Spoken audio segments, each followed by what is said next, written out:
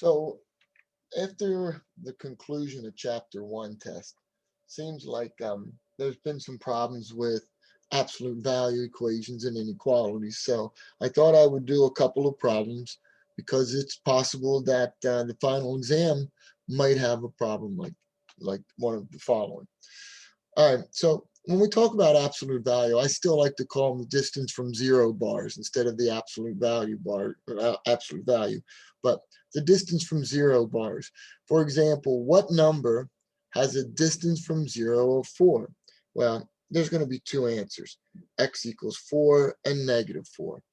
Okay, distance from zero is 4 for both of these numbers. I gave you another problem like x plus 3 equals 9. What has a distance of 0 or distance from 0 of 9? Well, the two things would be negative 9 and positive 9. So what's inside the absolute value bars? X plus 3, x plus 3. It looks like I'm going to get the answers x equals negative 12. And if I subtract 3, x equals 6. And if I plug those back in, I would see both of those would be true. Next problem. What if I have something like the absolute value of x plus 1 equals negative 6? Well, this guy, some of you already know, is going to be no solution because nothing has a distance of a negative number. So I can't do that problem. Starting to pick up a little bit. This is where quite a few of you were lost. If I have a problem like 2 times the absolute value of x plus 1 minus 4 equals 10, it doesn't look like these two problems in that the absolute value is not alone. So I'm going to start out by adding 4 to both sides and dividing by 2. Now I have it back to what it looks like before. So I'm going to say what's inside is going to equal 7. What's inside is going to equal negative 7. Just like up here. What has a distance from 0 of 4? These two things. What has a distance from 0 of 7? These two things. Okay, so I have my two equations. I subtract 1, x equals 6. Plug it back in real quick.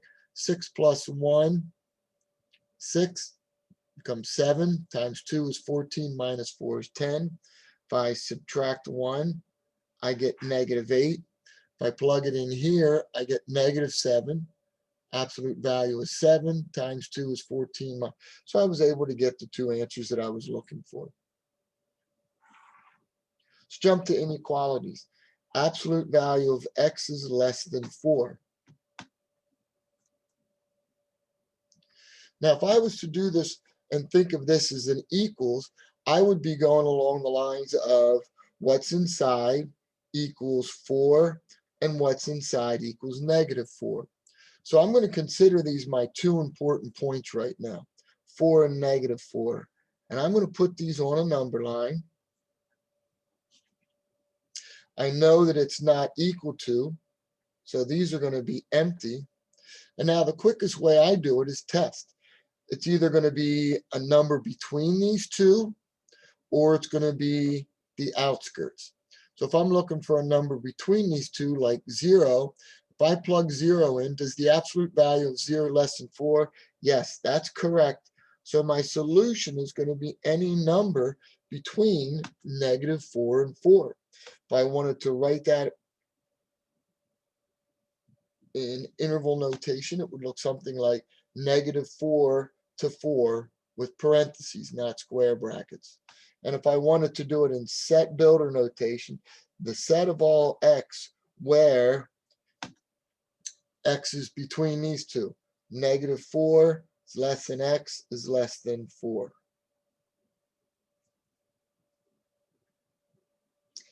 Let's try another one. This time, instead of less than, I'm going to do greater than or equal to 4. Again, what's inside equals 4. What's inside equals negative 4. I'm going to put this on temporary hold.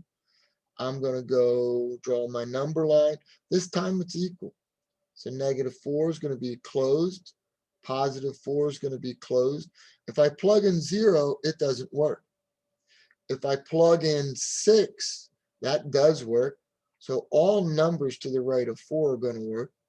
If I plug in -5, that's going to work.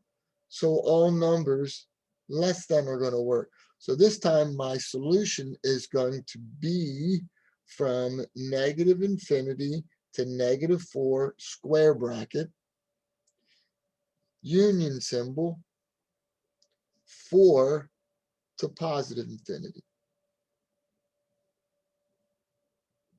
Again, what if I threw a problem out with all this extra bells and whistles on? Again, I'm going to start by thinking of this as an equal sign, okay?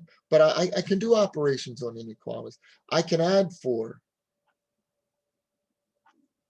greater than 10. I can divide. One of the things you have to remember is if you divide by a negative, you have to switch your sign. But in this case, I don't.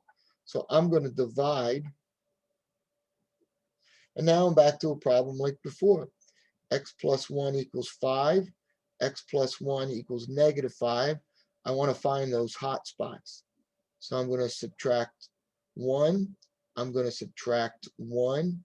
And now I'm going to get a number line that looks like -6, +4. It's not equal to, so it's open circles.